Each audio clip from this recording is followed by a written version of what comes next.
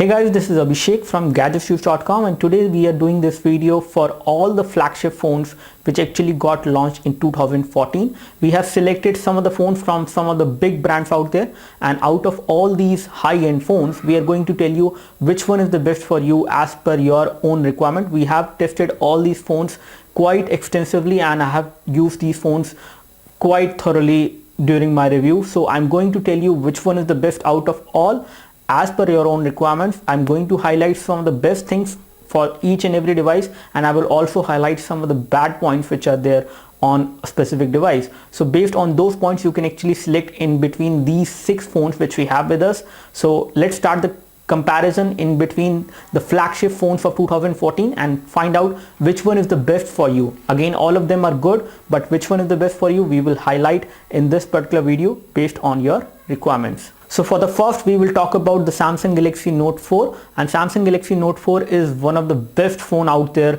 of 2014, and it may be the best for you depending on your requirements. If you need a phone of bigger display size, if you need a phone which has a great camera at the back, if you need a phone which has a very good build quality, then this is a very good phone for you. Again, if you need a phone which should be light enough, then definitely you should not go for this one. Again, this is not very heavy, but considering some other flagship phones, this is kind of heavy. The build quality this time is much better on Samsung Galaxy Note 4. The kind of UI you get on the software is again responsive. Again, it can get laggy at time, but again with heavy usage only it can get laggy. For normal day-to-day usage, with normal user usage, this will not give you any kind of problem. So this is one of the best smartphone out there of 2014 which I would like to recommend. The recommending points would be anyone who need a bigger display device, a great display in terms of viewing angle, anyone who need a very good camera at the back, anyone who need a very good build quality as well. These are the 3 points which are again making the Samsung Galaxy Note 4 one of the best phone out there. The second device about which we are going to talk about is the LG G3. This phone has one of the best design out there. Even when this phone is actually like 5.5-inch display, it is a very good phone to hold in one hand and also to use it with one hand. It provides you a great grip. It does not feel heavy, and again with thin bezels, they have provided a very good form factor as well on this phone. So this phone is one of the best phone out there in terms of the design. In terms of the form factor it provides you, it does not feel like a big 5.5-inch display phone. The camera is also pretty good performance. The rear camera can take very good photos in daylight, and in low light as well it can take great photos. The front camera also have very good features as far as the software is concerned. The software does allow you to take photos in different ways with different filters, with timers, and all those things which you cannot basically see on any of the flagship phone out there. So this is another one of the best phone. One of the few bad points I would say would like to highlight about the LG G3 is that the software UI which is running on top of Android is again responsive, but it can get laggy at times. You can always change the architecture on this phone.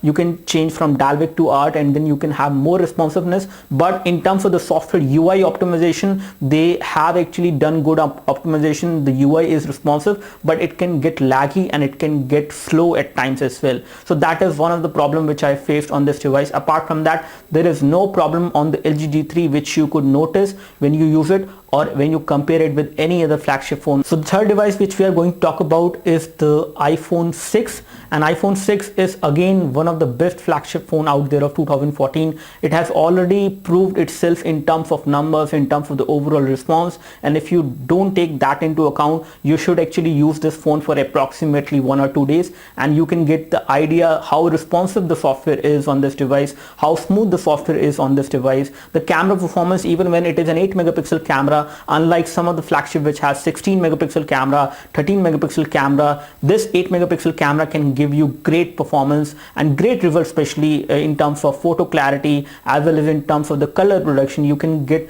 very good color production from the rear 8-megapixel camera on this device, which is a very good thing. Apart from this, in terms of the build quality, is again I would say on iPhone 6 has been compromised, so this could be a bad point for this phone. So this phone in terms of build quality as compared to the previous iPhone is not that strong. So if you drop it, then you might accidentally have a scratch or a dent on the body of the phone. So again, this phone, either iPhone 6 or 6 Plus, whatever we consider, they are not great in terms of build quality as compared to the previous iPhone where we had a very good build quality. Apart from that, everything is great on this phone. The viewing angles are good. The overall performance of this device is very good. The UI response is so amazing. There are new features which have been added.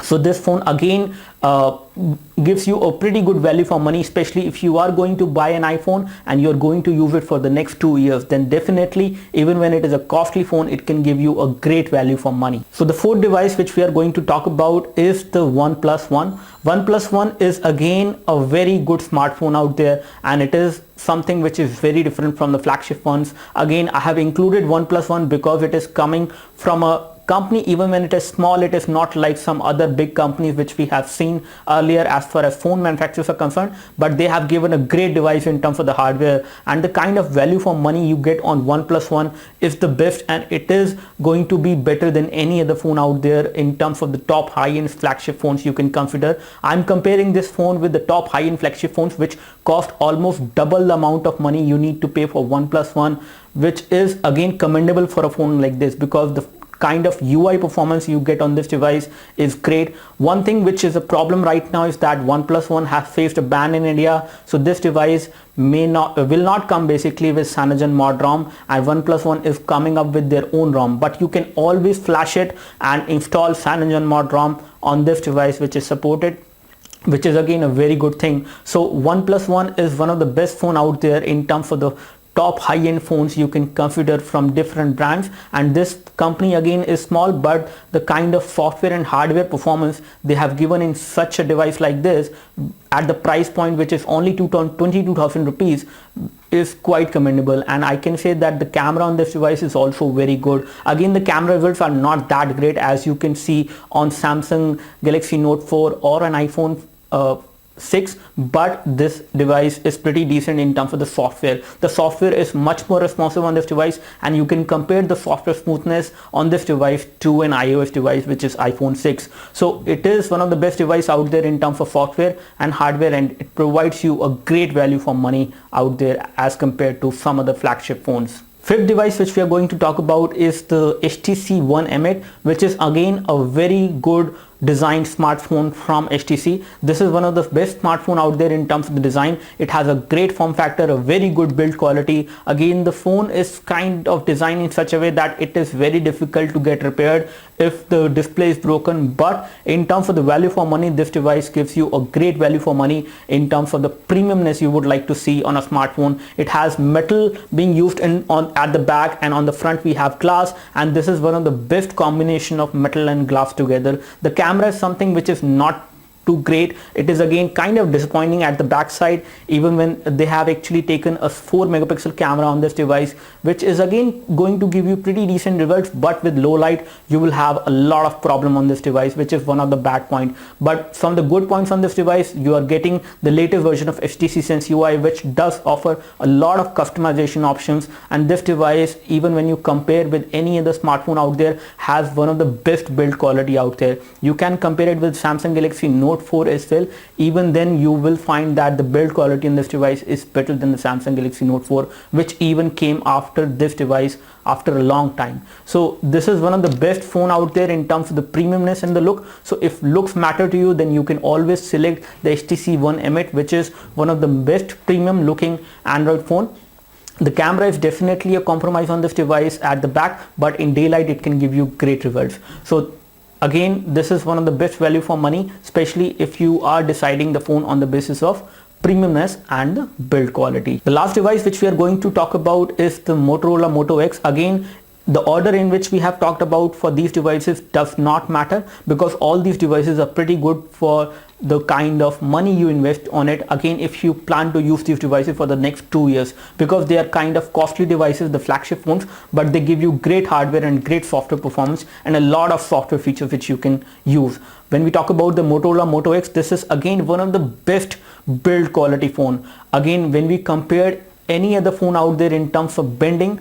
We have seen a lot of bending test videos on YouTube. People have done that, and again, when it comes to bend test, this device is such rock solid that even if you try to bend it, you cannot bend it. The build quality in this device is the best out there as compared to any other smartphone out there which we have talked about before this one. So in terms of the camera, it is again a kind of a compromise again, because it has a 13 megapixel camera at the back, but the camera UI is again stock Android, the Google camera UI, which does not offer you a lot of customizations and which does not offer you a great picture clarity as well. This device is capable of taking very good photos, but it cannot, because the default camera UI is something which sucks, I would say. But when we talk about some of the things of this device, I would like to say that the build quality is one of the best on this phone. If you compare it with an HTC One M8, I would say the build quality is great on this phone, but the build quality is still higher on HTC One M8 because we have metal being used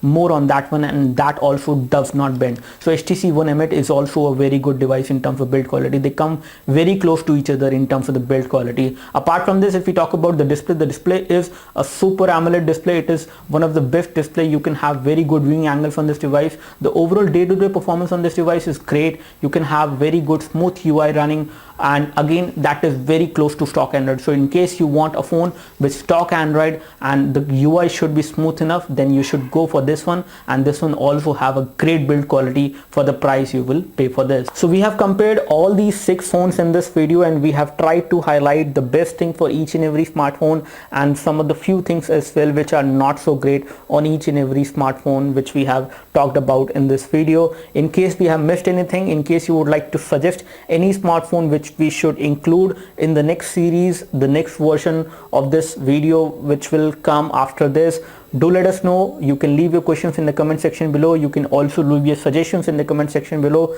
Thanks for watching this video. You can always click the like button if this video helped you to decide one phone out of all these 6, or in case you would like to select any other phone and you would like to ask whether you should go for that, and if you have any doubts, you can leave your doubts as well in the comment section below. Thanks for watching this video. This is Abhishek signing off. Thank you.